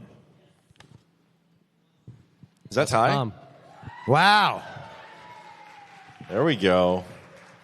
You win an all-expense-paid vacation to my house this week. It's got a 17 in it. It's a decode. Yep. 1120. This is a lot of prizes. We should start bundling these. 1120. Yeah, damn. We still have 5 That's also left. a Cairo. Hey, you buy. Didn't buy we that just many reject tickets. this gentleman from choosing 2 prizes? So they should both come up and Yes. take another one. You should, because they put the money into the raffle. Yes. That's the way it works. So you come McGriff up and as well. Kairos are both in prize number 2. Yes. You You've can won give the multiple prizes rounds. away. Come on. You could give one Yeah, away. yeah, if yeah. you Hurry want. up. We have Just come up stuff and to grab talk about. Yeah, this you guys could are take the rest of the- slowing us down. Yeah, we're probably everybody in the GART live chat is probably bored as shit. Well, and technically, we already messed up. They here. have pointed out that all the whips and lotion on stage makes this definitely a very gay panel. So That's true. I don't even know where Caleb is. What? There you go. You're going to get arrested for sure. Did I read the last one? I think I read the last one. Yeah. Okay, 1141. Also Kairos. Okay, just send it over there. I'm just kidding. 1141. Anybody? Wyoming. All right. He moved to Wyoming just to be closer to this GART. By the way. 1218. Did we get everyone? It's you again? All right. Just keep winning. You can re-raffle to other people. Bernie Brad Re-raffle hasn't to other checked people. tickets in like 6 people either, so we have no way of verifying that. This is just inside baseball at this point. Last one. What is that? Trump bottle of wine. A Trump hell wine. yeah. 1140. Did you guys know CanCon drinks also red Kairos. wine all the time? What? CanCon drinks red wine all the time. It's kind of funny. Is funny the right word, though? It's something. Let's ask Caleb. I do feel bad. Okay, I do need to apologize to Caleb. I don't even know if he's probably not here. He's probably mad at me, but I love Caleb. Not We do in that respect way. his choices. We let things get a little too far this weekend, but it was really his fault. But he is not gay. I just want to put that out there. It was a joke. As far as I know, I guess. Some guys do butt stuff with the boys, and it's nothing's gay about it. It's a new era. I think you won again. Did you win again? Is it 1140? You have to go take that bottle, and then none of us will ever talk about this ever again. Before you don't talk about it again, can I take 60 seconds to just say what the legal fund, what the case is? Because a couple of people Yes. asked me and people don't know.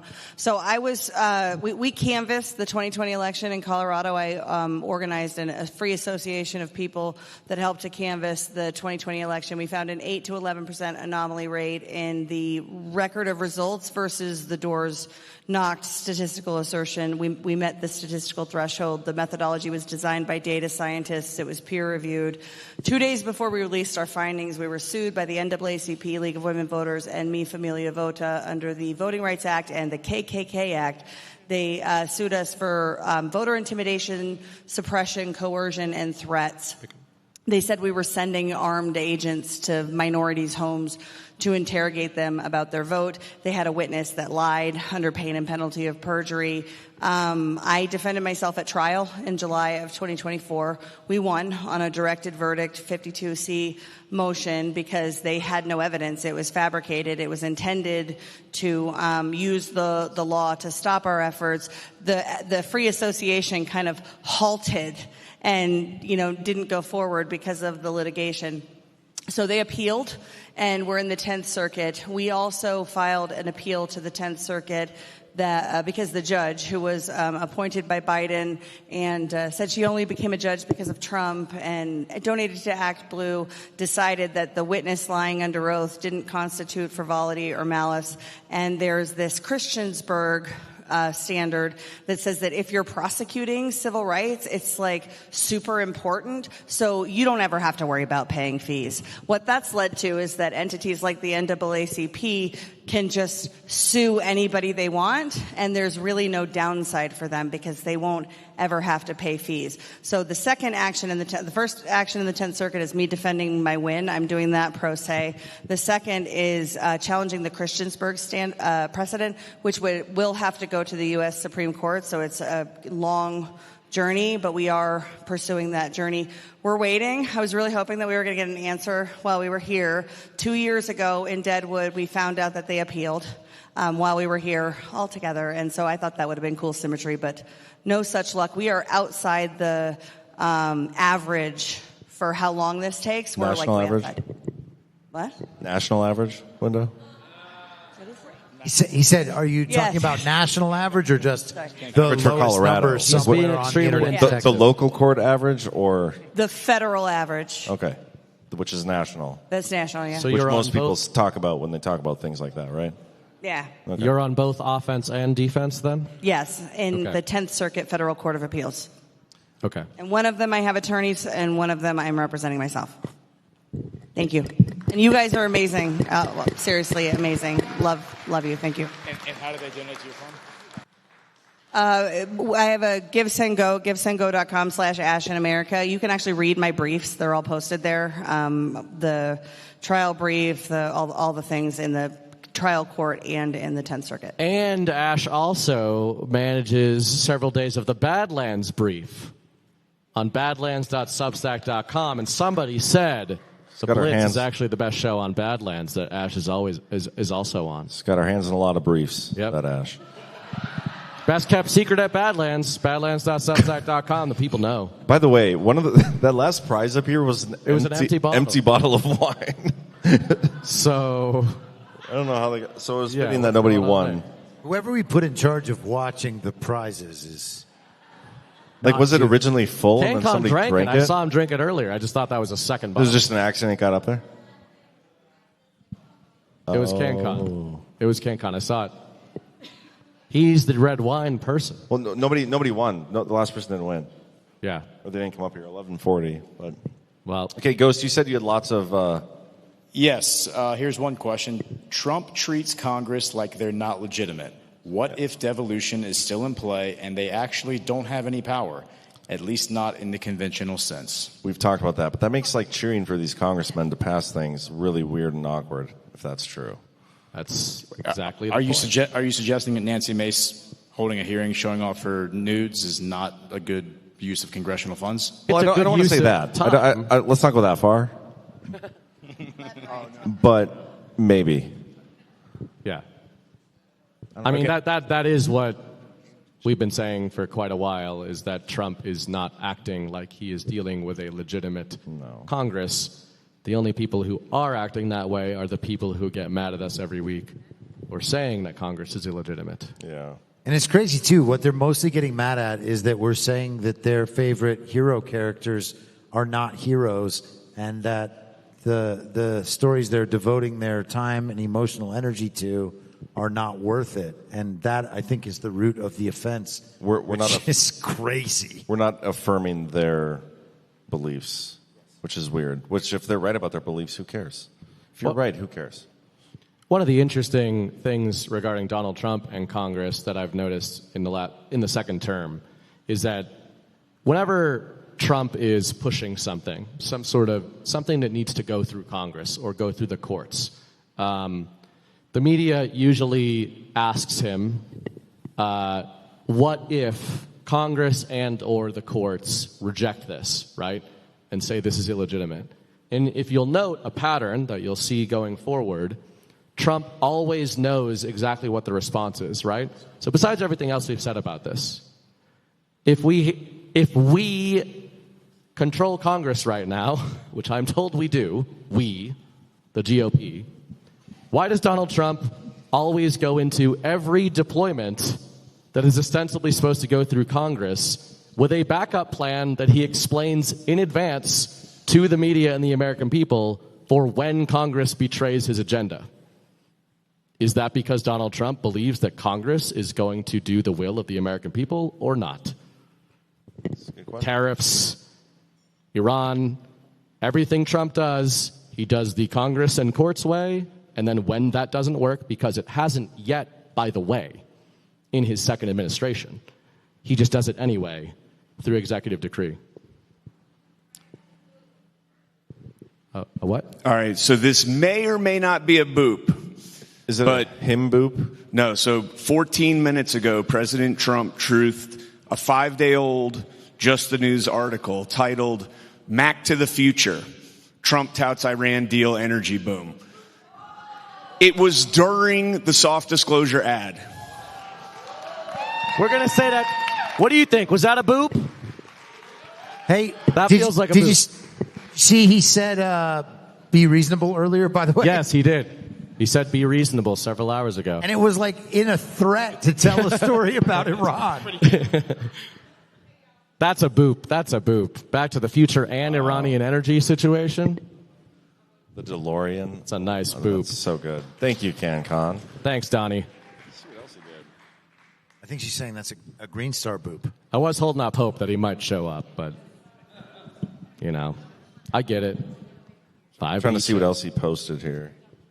While you see that, only boobs. Here's the next question. This episode is called Only Boobs. Only boobs. Sponsored by Nancy Mace. From Dave the Meerkat. Is Trump trying to make HRC and Obama poop their pants, worrying that he will really get and analyze the nuclear dust? This is actually a very interesting question because you think about Uranium-1 and like the whole background story of that and what that implies. Interesting thought. I've seen this question so many times, and I get why people think it, but I don't think it's going to go there. I have no reason to believe it's going to go there. He's at the point now, too, where he's like, well, maybe we don't need the nuclear dust. Maybe we'll just leave it there. We're watching it all the time. The mountain collapsed on it. It's going to be really expensive, and it's only like $500,000 worth of dust. He said it was maybe you just need a little bump of the dust. You don't need the whole. Yeah. Like on the end of a key or something. I think there's something actually really interesting about that, and going in line with what I was saying earlier about the battle with these stories and collective belief and the threat he could pose to the adversary in telling these sorts of stories. That is a latent threat, like the sword of Damocles just hanging over their head. Like, do you want me to tell the country this story about the dust? Because the story's ready. I can tell them. Well, but then why ask them? How about you ask us and tell us directly? I mean, I think he's in constant negotiation with the other side because there is a level of stability that he's trying to preserve, like along the off ramp. I don't know, and I could be wrong about that. That's just like a lens I look through. I totally get that. I'm just saying, if there's a possibility that story doesn't get told, and we later find out that we could have heard that story at the time, but we didn't. We could have heard that story 10 years ago. He might have even kind of told it 10 years ago, you know? He said the nuclear dust was psychologically valuable.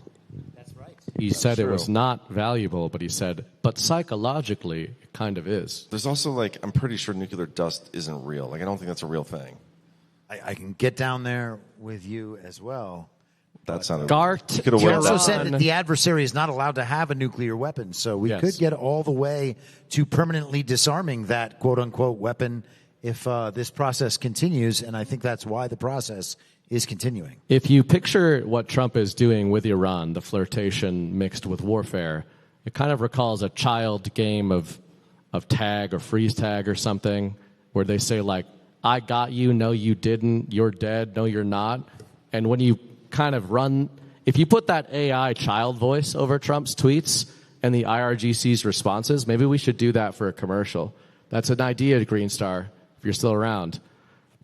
He's meandering. You get the childlike voice, you get Trump versus Iran, and you kind of picture like kids on a playground like, I got you, you're not allowed to have nuclear dust anymore. And then kids just, that's kind of what's going on, I think. Just ignore the Green Star. His meme ideas are always terrible. It's great. It's a good idea. There's something there. No, there's not. I don't think so. Maybe, though. I don't know. But how do those playground fights ever end when two kids disagree about whether or not somebody got tagged? Well, it depends on the consensus of the group in real time, the rest of the group of children that is playing the game. And the one child that will not bend to the consensus of the group of whether or not they had been tagged tends to be ostracized from the other children. So if Iran does not admit that they do not have the nuclear stuff anymore, they will no longer be able to play tag. I think they did admit they have it. And they even said, like, we could go look at it. Or NATO's people could go look at it. Like, you guys can come check us out. Well, who's the only kid on the playground who keeps saying that it hasn't happened yet? It's kind of ghost territory. The Jews. Or the Jews. Speaking of ghosts. Many such cases. Yes. So the last question I have is really geared more towards G-Money, and it's asking if G-Money is ever going to release a roadmap for how he is doing to complete in the taking back of his energy. That would be helpful for Badlanders on how to go about doing this, reclaiming your sovereignty, and how to do it for themselves. So I've tagged G-Money so he can give that roadmap. Why would you read that aloud to us? None of whom I wasn't going to, but you seemed to call on me, and I didn't have anything else to read. So I just want you all to know about the private conversation with G-Money. Thanks, Ghost. If there's nothing else, I do more rants. Yeah. Snowcat Operator, by the way, gifted like 20 subscriptions. He's gifting subs all the time. Yeah. Thanks for doing that, by the way, guys. Thank you. And finally, we can see that, and it saves it when people gift subs, because he used to not save it for us. Like, we'd have to see it in real time. Now it does save it for us, so we know who's doing it. John, you asked before, it's the State Department's list of recognized media outlets. See, that's probably an important thing to be recognized as, right? Yeah, I mean, there's dozens and dozens of them on there, but we weren't on there, and now we are. Recognized by the State Department as a media outlet. Yes. We're also recognized as QAnon and QAnon-adjacent influencers. Well, some of us. I don't think Chris is. That's pretty much. No, nobody's recognized. I was that considered way. a QAnon influencer, but John was like, what? Like a prime captain of QAnon or something? That verbatim. That's what they said, yeah. No, he was considered a significant influence, authority or something. It was a QAnon promoter. Yes, leading QAnon promoter, and then also QAnon adjacent influencer. We're not doing shots. I don't do shots. Oh my God! Bro. What? It's not a shot. It's just vodka. What is that? It looks orange. All right. It's a green tea. Well, we're not doing this, but I'm going to pass them out anyway. Drink it anyway. I don't know. I don't know why we're not on any of these State Department lists. Let's just pull a few more raffle tickets, and we can give these shots away. Cynthia67 says the trial was awesome. That was pretty awesome. These are Tamarack GART shots. On that point, all of the jurors, if you participated in the jury, you get a bottle of soft disclosure lotion. Go see Cheryl. I already said that. Yeah, Ash. I wasn't paying attention. Sorry. Miss Rhea Freedom Fighter says, I love the live DPH. Thank you. I love live DPH too. Is that any good? Well, yeah, it's good. Did you do the whole thing already? You should. No. Oh. I would never do that. You're lying. Alpha says, you know what drives me nuts? When people that have known me for years still spell my name wrong. Alpha. There's no H in my name, bro.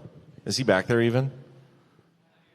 Probably on a Twitter Spaces with his handlers. Yeah. When John invited me on, he asked if I had papers. He said he wouldn't hire an illegal.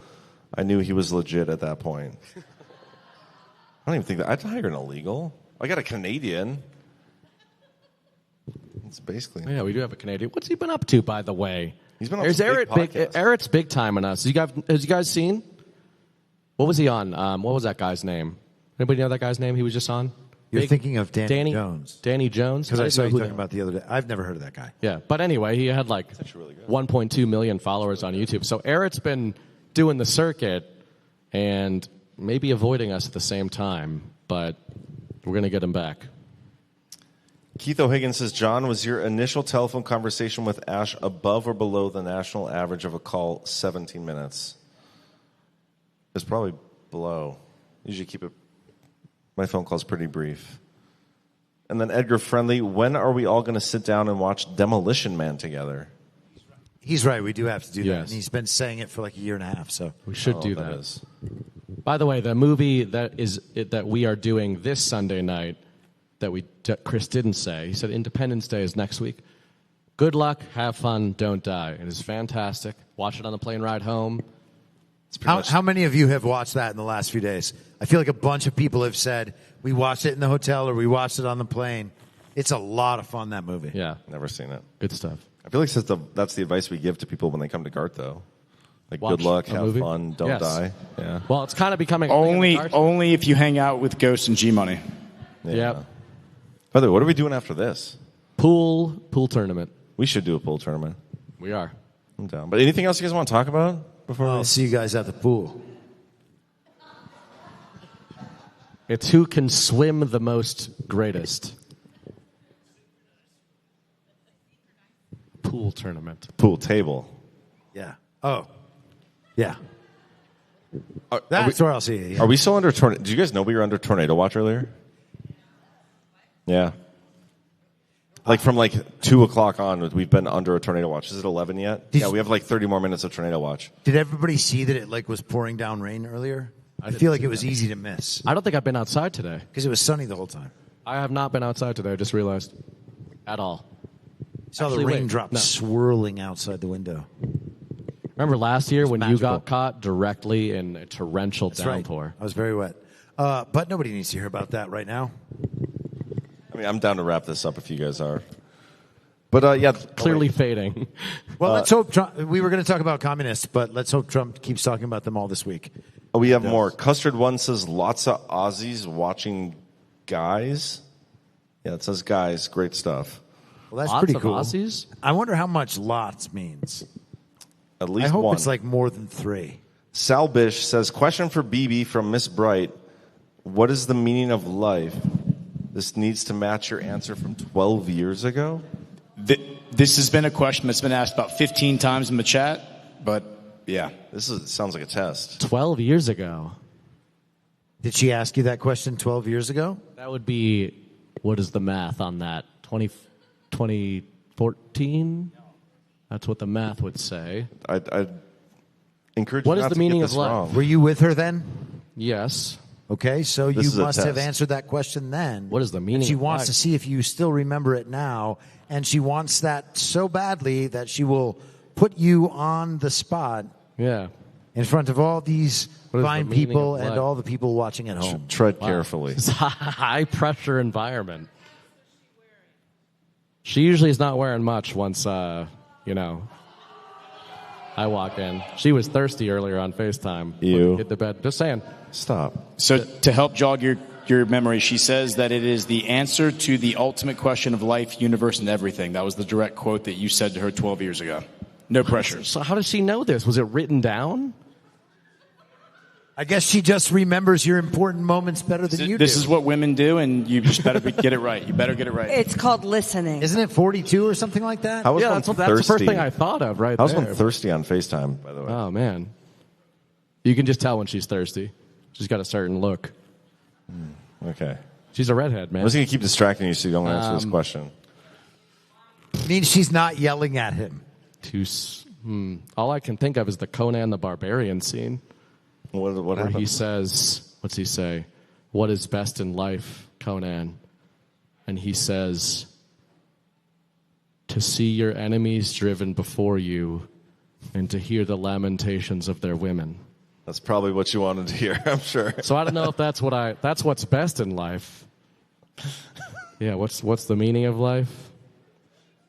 Yeah, I mean I've never said that. Maybe I did back then. I'm going to go with Conan. That's Douglas Adams, right? Yeah, the Hitchhiker's Did I do it right? It is 42, isn't it? Hitchhiker's Guide to the Galaxy. I never even was a fan of that. I wouldn't have said that. She's texting me. I just want full disclosure. The last message I said to her was send nudes. Her response just now was take a shot, but I already did. So none of this helps what's happening right now. But anyway, you guys have been brought in a little bit too far. I don't think we took it too far. I think you took it too far. Got a little too personal there. You're welcome. I would agree with John that it was you that did that. As usual. Yeah, I have no idea what she's talking about. So I'm going to go with Conan. You're totally not in trouble at all. How do you think that affects the midterms, everybody? Last rant is from Golden Age with a J, saying Golden Ahe is how I always read it. North Dakotans pronounce it with That reminds me of the arcade game Golden Axe. Ever play that? Nope. You throw axes, you have an unlimited number of them. No kidding. Yeah, like a barbarian. I played GoldenEye with CanCon last night. He had me You played what? GoldenEye? Yeah, right out there. Is that still set up? I don't think so. I do think but so. It could be. I think so. It's like 2 quick plugins. There you go. It's real easy. But anyway, the rant that I was about to read before I got rudely interrupted was Ask Quast, General Quast, about aliens. And he did spell General Quast with a Q. Well, we did say that this was actually soft disclosure. So, I mean, we were told we were getting alien disclosure. Hasn't happened yet, so it's got to be someone that does it. And sooner or later, someone's just going to stand up. Maybe right now, but sooner or later, someone's going to stand up and tell everybody what's going on with the spacemen. Steven Spielberg just did a couple weeks ago. It was, terrible movie. Yeah. That was the disclosure op. It's a terrible movie. But maybe one of these days, Anna Polina Bunko will do it for us. She's doing the influencers next, though, which she does have firsthand experience with that. So, that's the one thing I'm expecting she might actually drop some inside baseball on. But I'm ready to go play pool if you are. I'm ready. Yep. Bernie Bright's got a phone call to make. You're in trouble, I feel like. So I think I'm good. There's a fine line that we balance, all right? It either goes really well or not at all. And that's how I like to live. Yeah. Good luck with that. Right on that edge. But thank you, everybody, for tuning in. If you've enjoyed this, we do a lot of live stuff while we're here at these conferences. And you can watch it yourself, badlandsmedia.tv/events. We've actually posted, this is the first time we've done it, we've posted the first panel from each day fully out there for anybody to watch. And they've gone pretty well. They've been some good panel discussions this weekend. Yeah. Good stuff. A couple of the topics I was like, this is probably going to suck. But they didn't suck. They were really good. So I've noticed, especially in Nashville and here, the demeanor of GART attendees is different to me in 2026. It is it's not, I don't know how to put it into words necessarily, but it's calm. It's more calm, despite maybe things not going how a lot of us thought they would in 2025 and 26. And I think that is a result of the sifting and attrition, Donald Trump and the discombobulator, maybe Badlands' own version of the discombobulator.